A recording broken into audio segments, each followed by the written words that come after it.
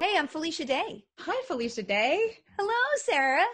Should we tell people how we know each other? Yeah, so I was on Supernatural in season 7. My character, Charlie Bradbury, was written into season 7, and you were the showrunner on that season. And then I was so lucky to be Poppy on The Magician. So I can just cross my fingers that I don't screw up and then one day we'll work again together.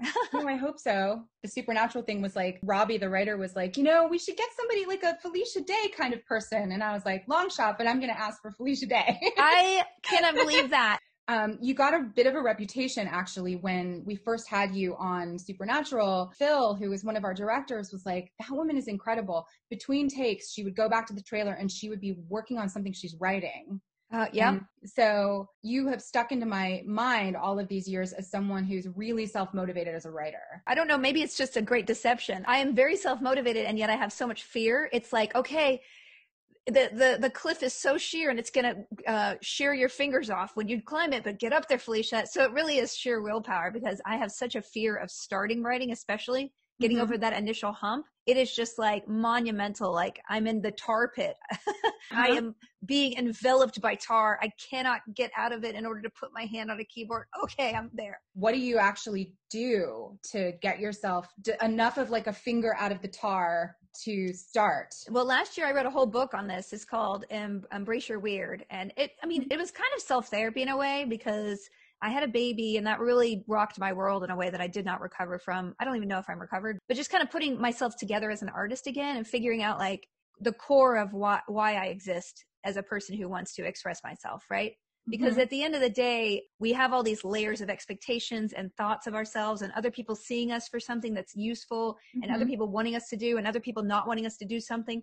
In writing that book, I was trying to get to the core of like, what do I have to say? Why am I picking up a pen? Why do I even care? Ultimately, you just have to tell a story that will get the world to see you for who you are. When we get that sense of importance in a story or a character and put them through these paces that we do, that really drives us, because we know that no one else is going to tell that story. And so we're being seen in a way, not in a self-centered way, but we're just putting our imprint on the world as an artist. To me, that's what motivates me. If I don't have some reason for it, that's why I'm never going to be like, oh, they're adapting Hot Wheels, go in and do a take. I'm like, it's just not for me. That's not who I am. And that's fine. Well, so we can just end this conversation and have people go buy your book.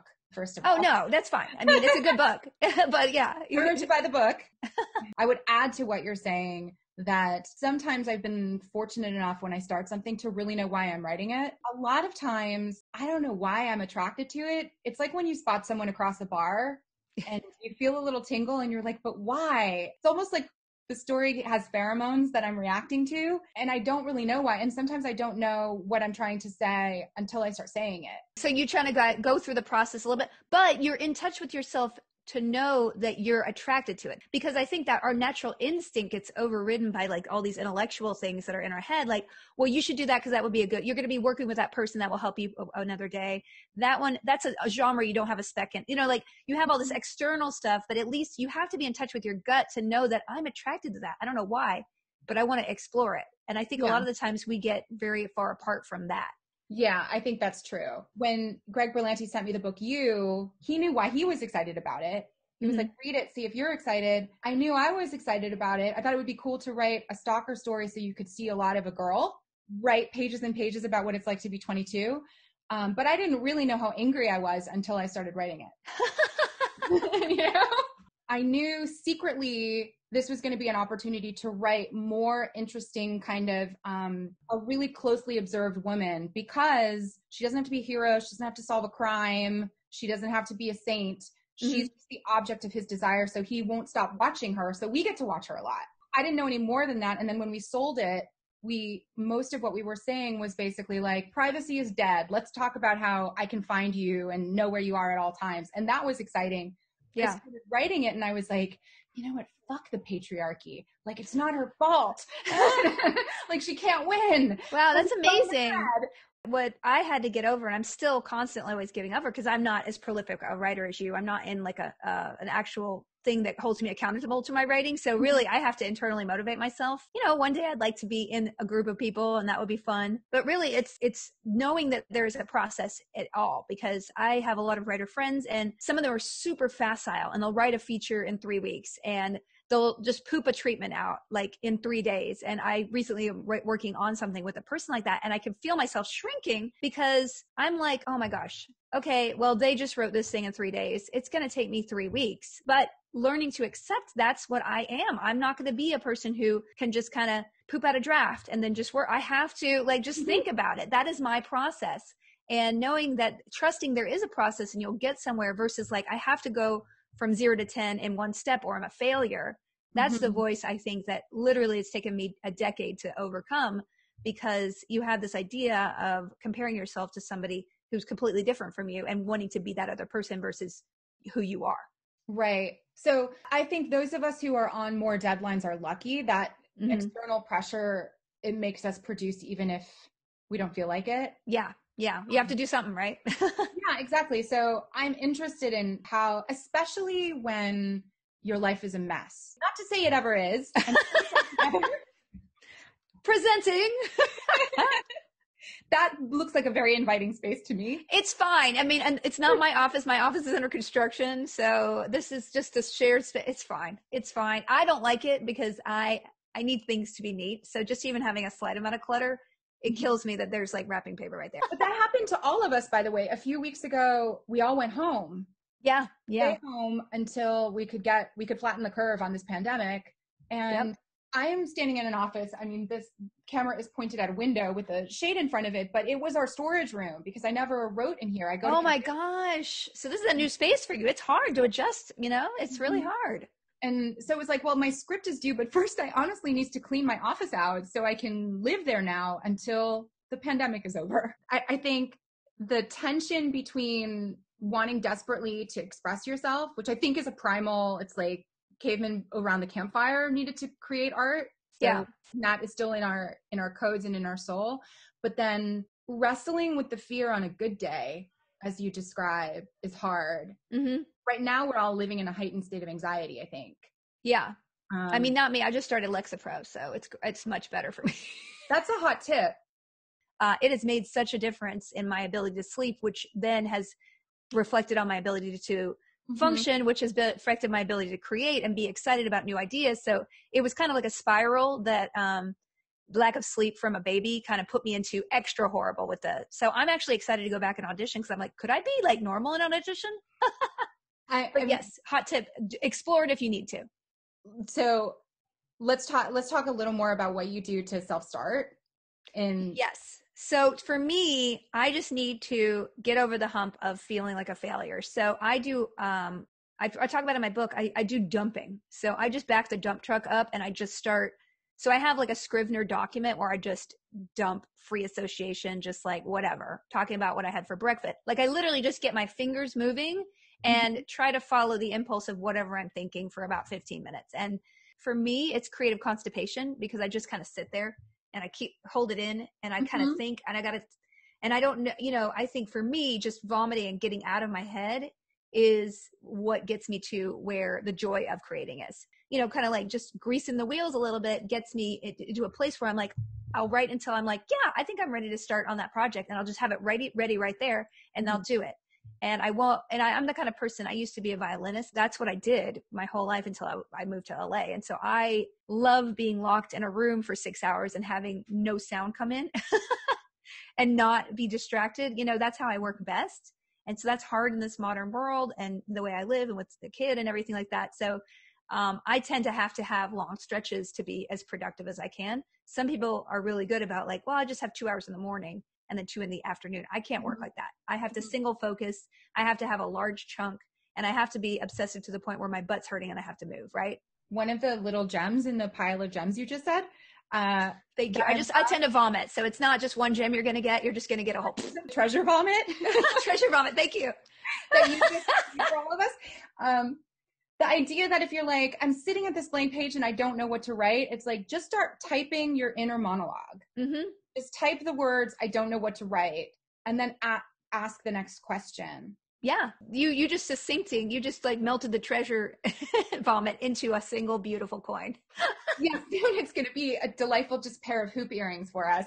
You're doing like a solo version of something that I frequently do in a group of people in a writer's room. You're responsible for being all of those people to yourself. I've been in a situation for so many years where that process is externalized. Different people are running point on different aspects of the thought process. We're like one big weird brain. That's fascinating because I don't know what you know about my background, but I was homeschooled and my mom did a terrible job of socializing me. So all I ever did was be alone at my house with no friends. Like never, I can't even exaggerate to you the isolation with which I grew up. And then I went to college at 15. So nobody was my friend. So I just went home. So I've been used to being all in one, like, one of those shampoos that's like shampoo and conditioner and like smoother at once. Like, and I've never done a writer's room, except I think I've done one. I think it sounds like it would probably be a relief to me to have other people do it. Cause I'm just like, you got to do everything, girl, everything. And you have to rewrite yourself. Oh God, that's the worst. But at a certain point in your writing process, you show your stuff for notes, right?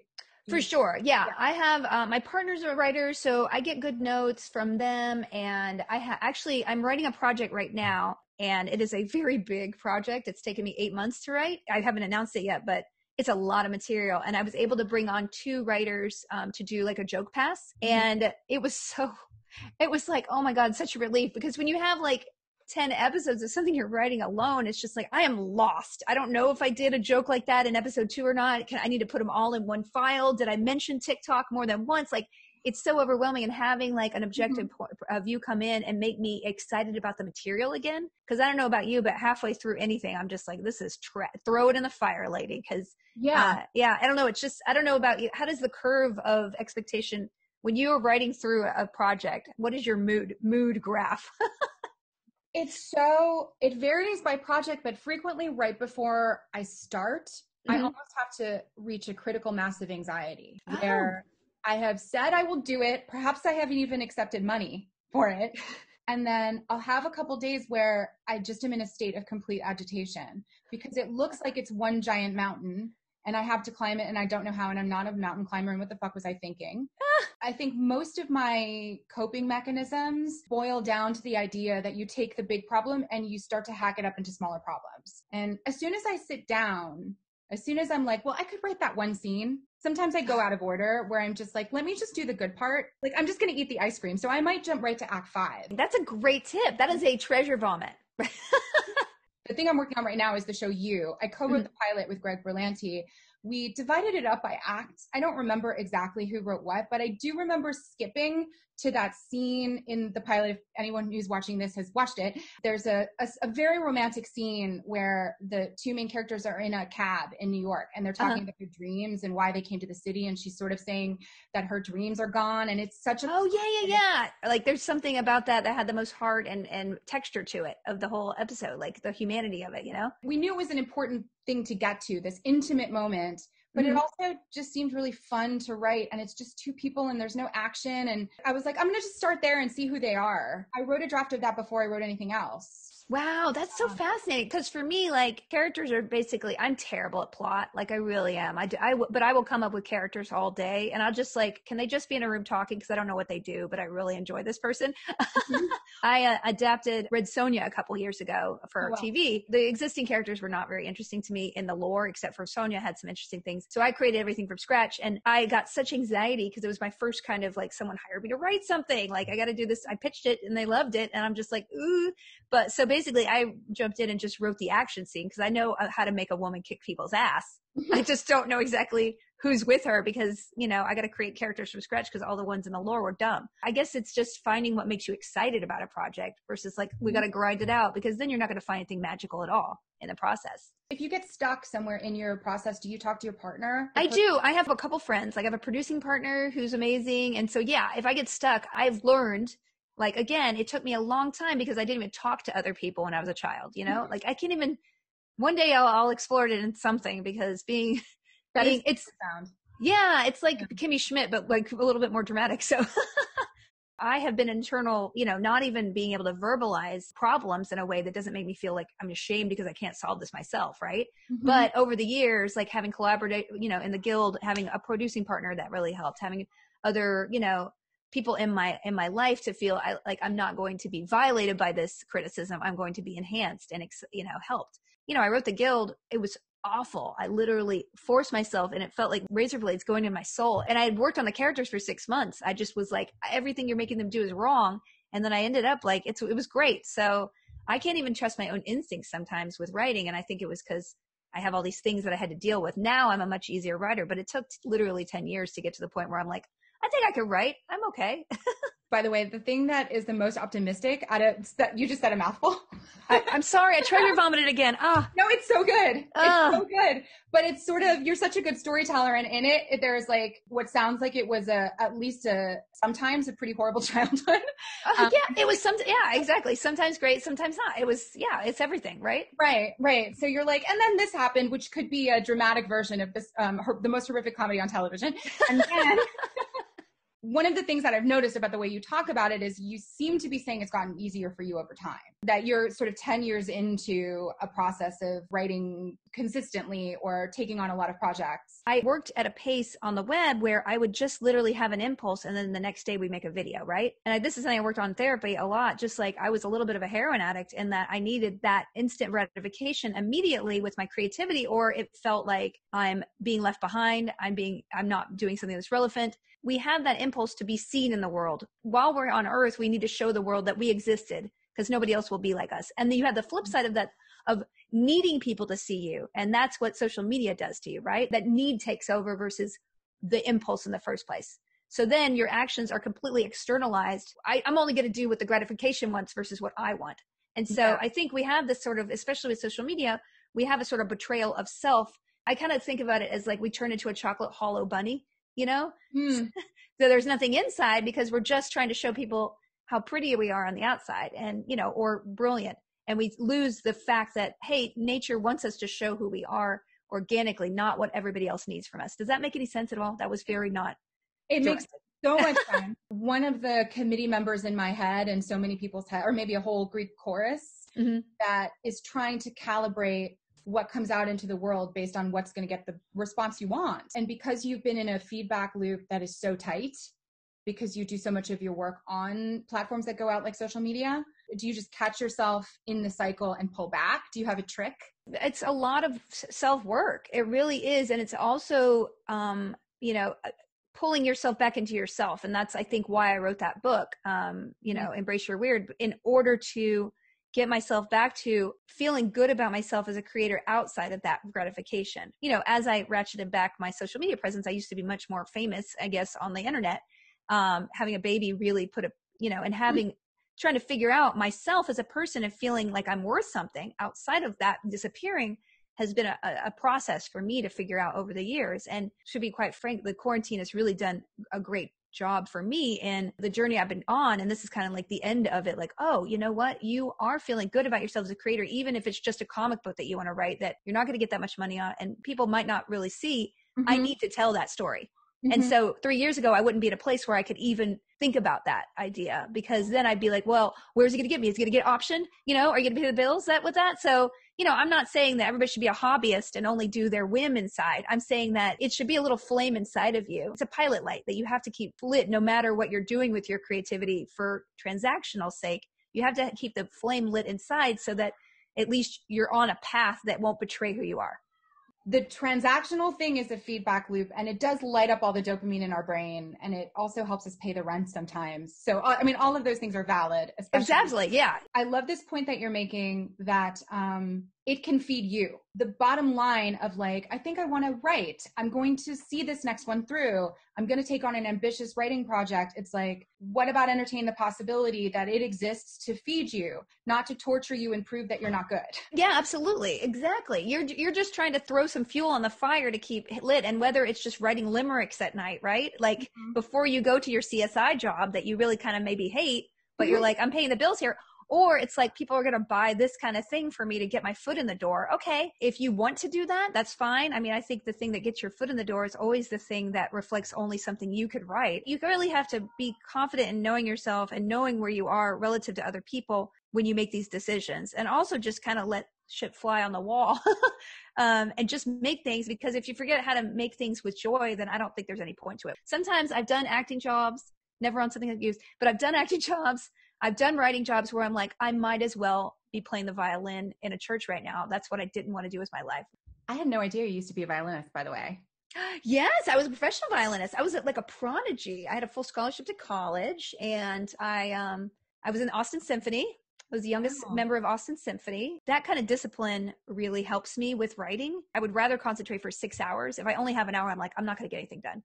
And that's just who I am. Like, it's just, I wrote a memoir called You're Never Weird on the Internet. And that was the biggest journey into like figuring myself out. I always recommend to people, it's like, well, you should just do an autobiography because you're going to be able to pluck out the things that not only are a touchstone for yourself as a writer, but things that are unique to you. And so that you'll not only have the impulse to share with the world, but the world will be really interested in because they are seeing something that's truth from somebody who has really lived this. Yeah, I have so many times felt like I met myself when I read back what I had written. Like, oh, that's you so know, that I beautiful the thought, way you said that. not only did I not know why I was writing it, I just knew I wanted to.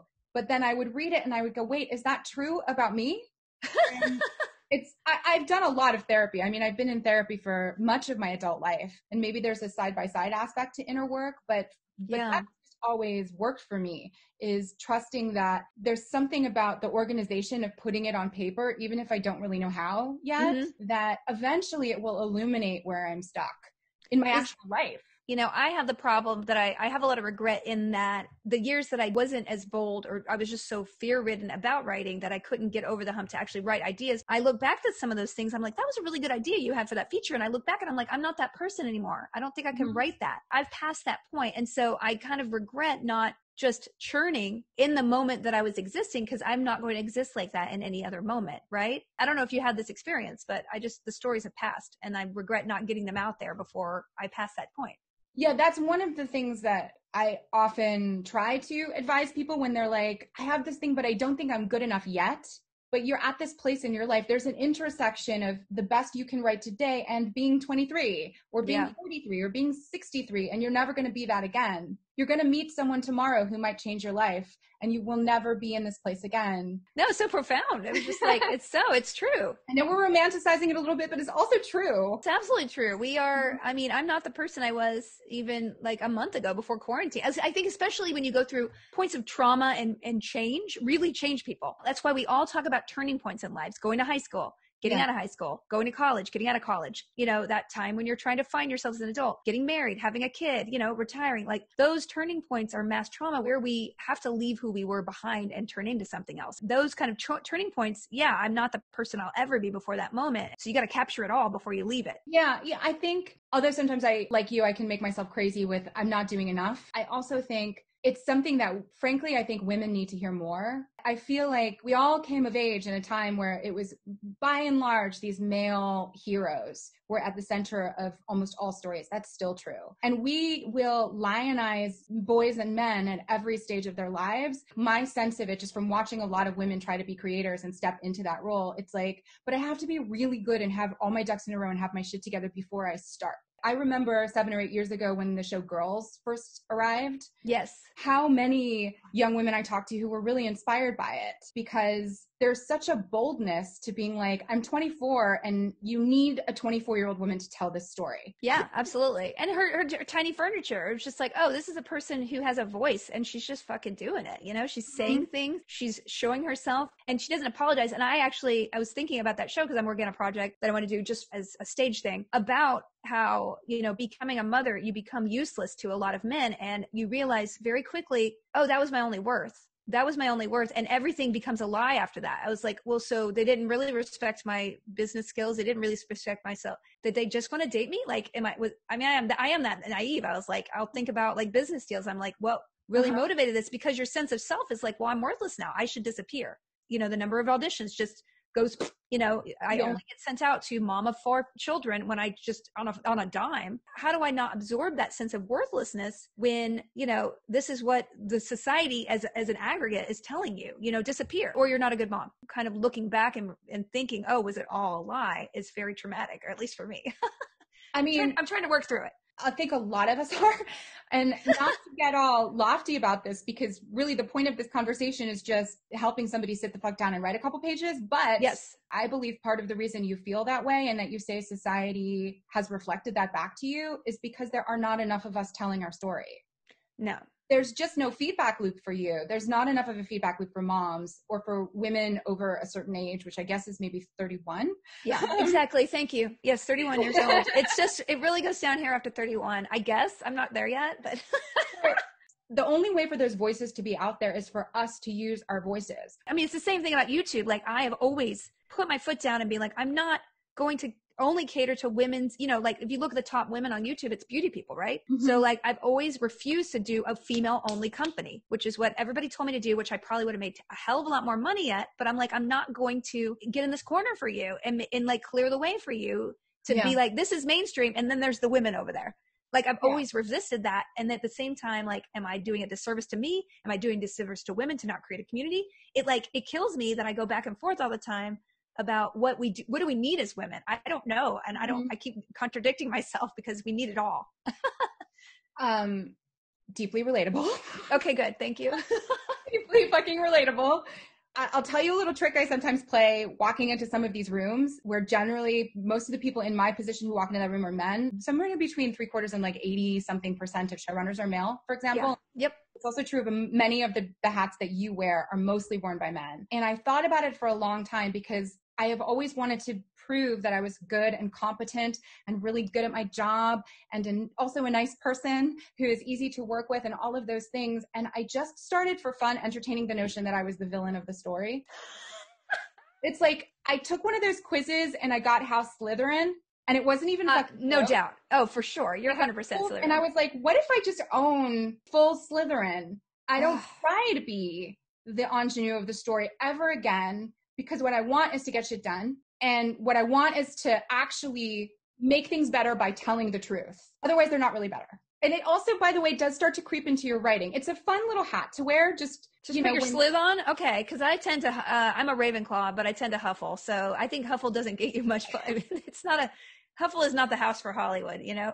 No. I mean, it's its own version of same, but just like, when we're allowed out of our houses again and in some future time where you just get to go to Trader Joe's and not be worried. Yeah. Like walking into Trader Joe's, owning that you're the villain of the story. I love this. I'm going to channel this somehow. Shopping. Thank you. Because I have to get agents and managers. So I'm going to walk in as Slytherin and see if I can actually get someone to fucking work for me.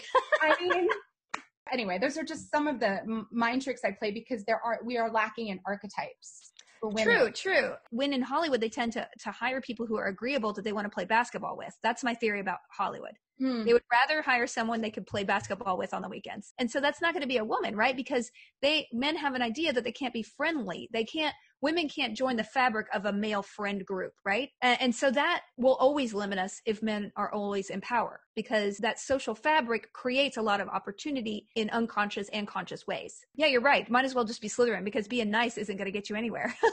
and because I, like you, I'm not really interested in only making work for outside of the big boy playing field. Like I want to play on the biggest field I can, but I do think we have to bring a lot more of our players in. I guess my encouragement would be to prove it, just don't be shy in proving yourself. Like, because writing a screenplay is still asking for permission to make something.